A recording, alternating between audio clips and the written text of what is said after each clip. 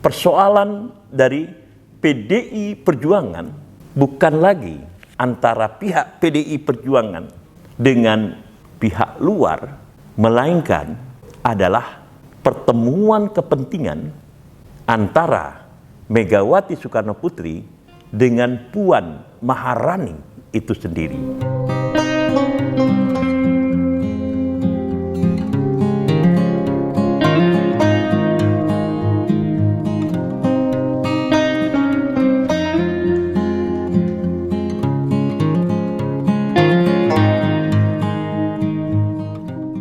Pecinta Indonesia, bangsa dan demokrasi. Kita masih berbicara tentang sisa-sisa dari peristiwa pemilu 2024 ini. Di dalam pengertian lain, kita selalu berusaha untuk menemukan dampak dari dalam dua tanda kutip dentuman kontestasi presiden dan legislatif di dalam pemilu 2024 ini kepada berbagai segi. Tentu saja bisa kita lihat pada segi kehidupan yang dampaknya mungkin masih agak panjang, lalu pada segi politik, pada segi ekonomi, pada segi kemunculan koalisi baru, lalu juga pada afiliasi dan deafiliasi politik. Nah, kali ini kita kembali menyorot pada Partai Demokrasi Indonesia Perjuangan. Kenapa ini kita sorot? Karena Partai Demokrasi Indonesia Perjuangan adalah sebuah satuan politik yang agak unik. Dia muncul sebagai sebuah kekuatan semi revolusioner di dalam usaha menentang kekuatan otokratik pada masa Orde Baru, yang kemudian berbuah pada munculnya suatu tambahan kata dari nama partai sebelumnya, yaitu Perjuangan. Dari sebelumnya Partai Demokrasi Indonesia, lalu kemudian ditambah kata perjuangan. Jadi kata perjuangan ini adalah untuk membedakan antara Partai Demokrasi Indonesia created atau diciptakan oleh Orde Baru dengan Partai Demokrasi Indonesia yang merupakan kreasi dari reformasi. Mungkin lebih tepat disebut sebagai kreasi dari rakyat. Maka kata tambahan di sini, yaitu perjuangan, itu adalah sebuah garis pemisah antara yang lama dengan yang baru.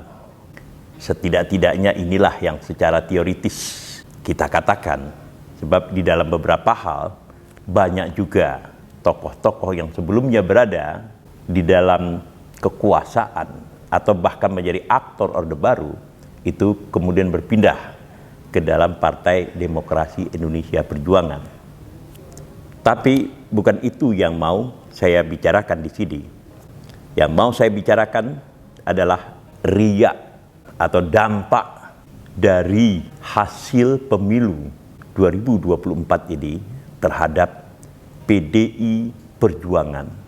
Keunikan dari PDI Perjuangan itu terletak pada adanya tokoh besar, yaitu Megawati Soekarnoputri.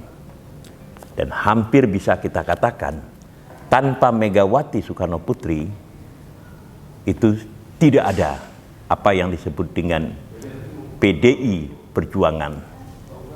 Sebab PDI Perjuangan itu menyatu dengan Megawati, dan Megawati menyatu dengan PDI Perjuangan. Kalau kemudian disebut dengan sedikit lebih ekstrim, maka tanpa Megawati itu bisa dikatakan tidak ada apa yang disebut dengan PDI Perjuangan. Nah, dengan mengatakan ini, saya ingin menekankan bahwa Megawati adalah pemimpin tunggal di dalam PDI Perjuangan. Di dalam pengertian tidak ada satupun tokoh-tokoh yang berada di dalam PDI Perjuangan yang mampu menandingi kekuatan, kekuasaan, atau kepemimpinan dari Megawati Soekarno Putri. Walhasil, Megawati Soekarno Putri itu akan tetap menjadi pemimpin puncak, dan seluruh anggota dari PDIP, apakah mereka yang berada di lapisan terbawah, lapisan tengah, maupun lapisan atas, itu tidak pernah punya pikiran untuk menggantikan posisi kepemimpinan puncak Megawati Soekarno Putri. Nah, sampai di sini sebenarnya semua berjalan dengan bagus. Maksud saya, berjalan dengan bagus itu adalah bahwa kepuncakan posisi kepemimpinan Megawati Soekarno Putri itu tidak akan terganggu gugat di dalam PDIP. Bahkan justru PDIP akan mengalami destabilitas. Andai kata misalnya Megawati tidak berada di puncak itu. Jadi Megawati adalah paku yang memperkuat posisi PDIP di dalam susunan kekuatan-kekuatan politik nasional dewasa ini. Sebenarnya dari dulu sampai dengan dewasa ini. Persoalannya adalah bahwa kemunculan, sekali lagi, kemunculan Jokowi. Jokowi seperti yang kita katakan itu lahir dari rahim politik PDI Perjuangan, lalu kemudian menjadi besar, mulai dari wali kota, Gubernur DKI, dan menjadi presiden 2 periode. Dan di dalam posisi Jokowi sebagai presiden selama 2 periode itu, maka Jokowi mempunyai sedikit keleluasaan dibandingkan dengan elit-elit PDIP lainnya untuk melakukan manuver-manuver politik. Inilah yang kemudian kita lihat pada drama tentang penunjukan calon presiden untuk kontestasi tahun 2024 ini. Mungkin saja Jokowi itu tidak merasa diajak serta untuk berdiskusi tentang siapa calon presiden dari PDI Perjuangan. Mungkin saja Jokowi merasa bahwa dia juga punya hak prerogatif untuk mengusulkan siapa sebaiknya yang menjadi calon presiden dari PDI Perjuangan. Tapi problemnya adalah bahwa Megawati secara absah, secara ADART adalah pemimpin puncak, pemimpin resmi dari PDI Perjuangan. Dan karena itu, maksud saya dia di sini adalah Megawati Soekarno Putri tidak memerlukan pertimbangan-pertimbangan tokoh lainnya. Sepanjang keputusan itu menyangkut keputusan politik internal di kalangan PDI Perjuangan itu sendiri. Sebab Kongres itu telah menyerahkan siapa presiden, siapa calon wakil presiden itu diputuskan oleh Ketua Umum PDI Perjuangan, yaitu Megawati itu sendiri. Nah, di dalam konteks inilah Mega mungkin tanpa berkonsultasi dengan Jokowi dan pihak lainnya memutuskan Ganjar Pranowo untuk menjadi calon presiden bagi PDI Perjuangan. Nah, disinilah kemudian kita melihat bahwa Jokowi yang mungkin merasa mempunyai kontribusi tertentu di dalam PDI Perjuangan merasa ada sesuatu yang hilang darinya.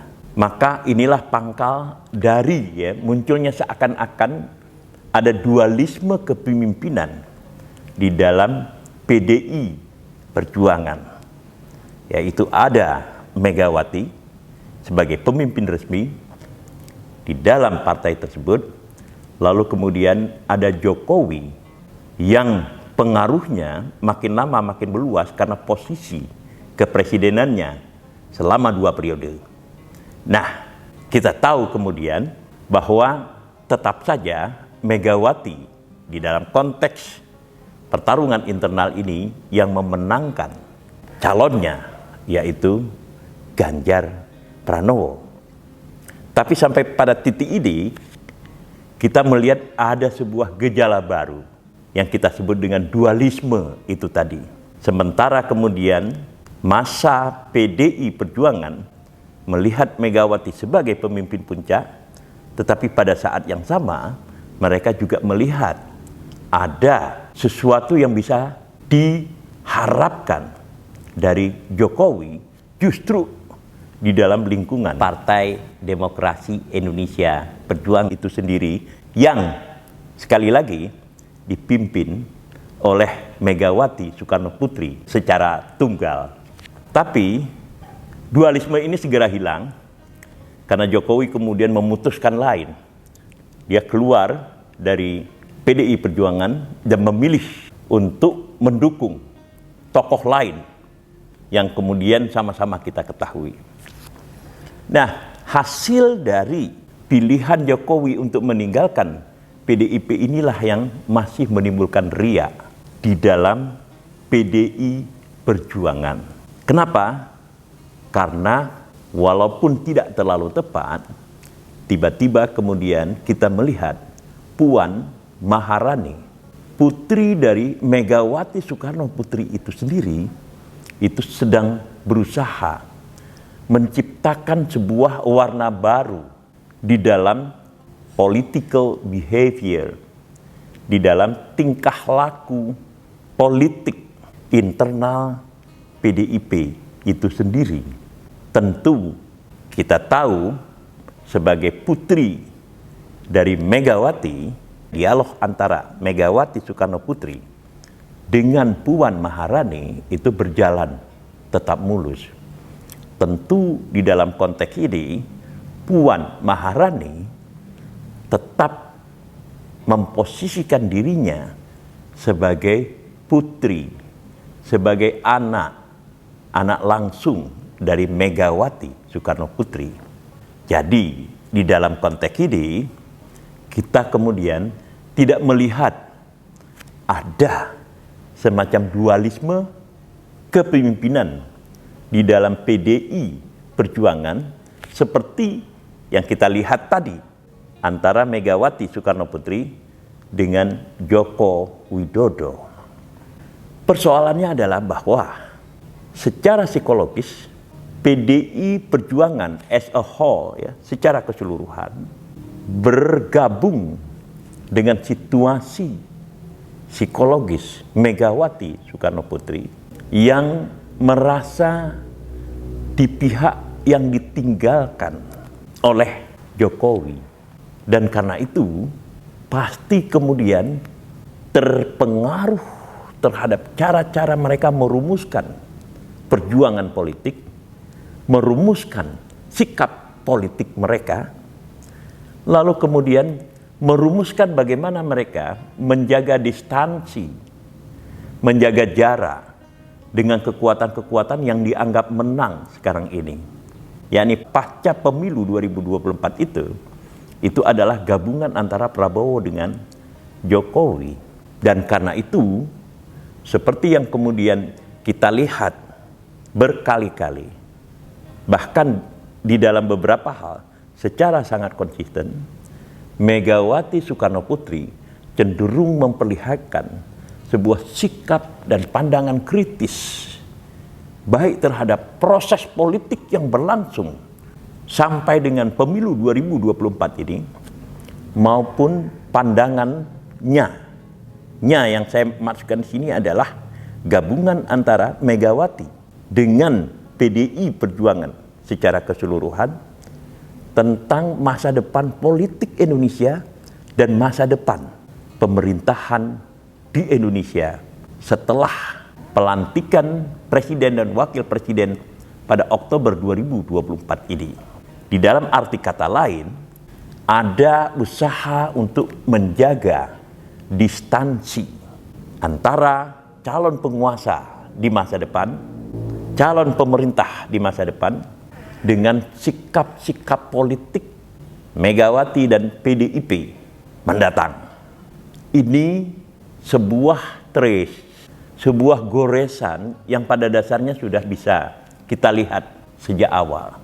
Akan tetapi kita kemudian juga melihat sebuah fenomena menarik, yaitu sekali lagi kemunculan dari Puan Maharani. Puan Maharani tentu saja sekali lagi adalah bagian inti dari Partai Demokrasi Indonesia Perjuangan. Akan tetapi Puan Maharani ini karir politiknya itu tidak lagi hanya ditentukan oleh posisi kepemimpinannya di dalam partainya sendiri, melainkan juga posisinya di luar partai, terutama di DPR.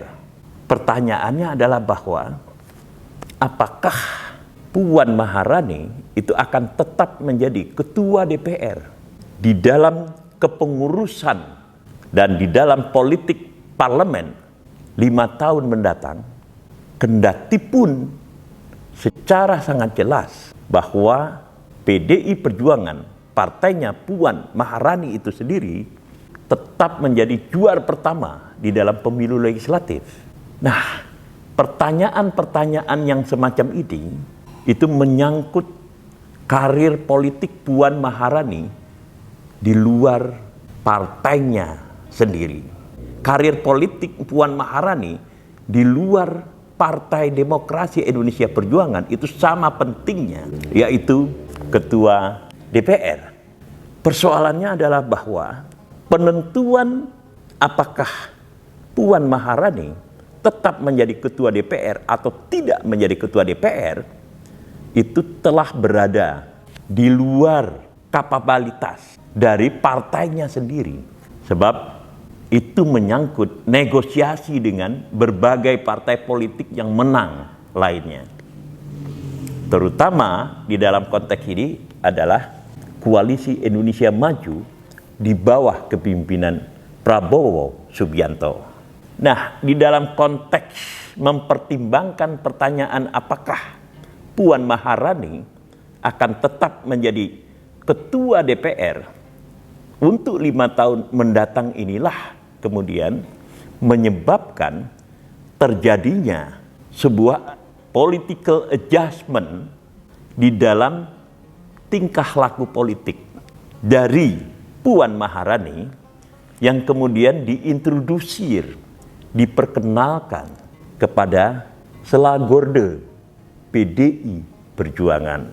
Jadi, jika Megawati Soekarno Putri memperlihatkan sebuah garis yang tegas, garis yang kritis, sikap distansi atau jarak yang bersifat demonstratif dengan pihak-pihak yang menang di dalam pemilu 2024 ini, maka Puan Maharani memperlihatkan sebuah sikap yang lebih akomodatif, bukan karena dia tidak memahami proses-proses politik yang berlangsung, bukan karena dia tidak memahami pandangan politik sang bundanya, yaitu Megawati Soekarno Putri, melainkan karena mempertimbangkan karir politiknya di luar PDIP, yaitu posisi kepimpinannya di Dewan Perwakilan Rakyat.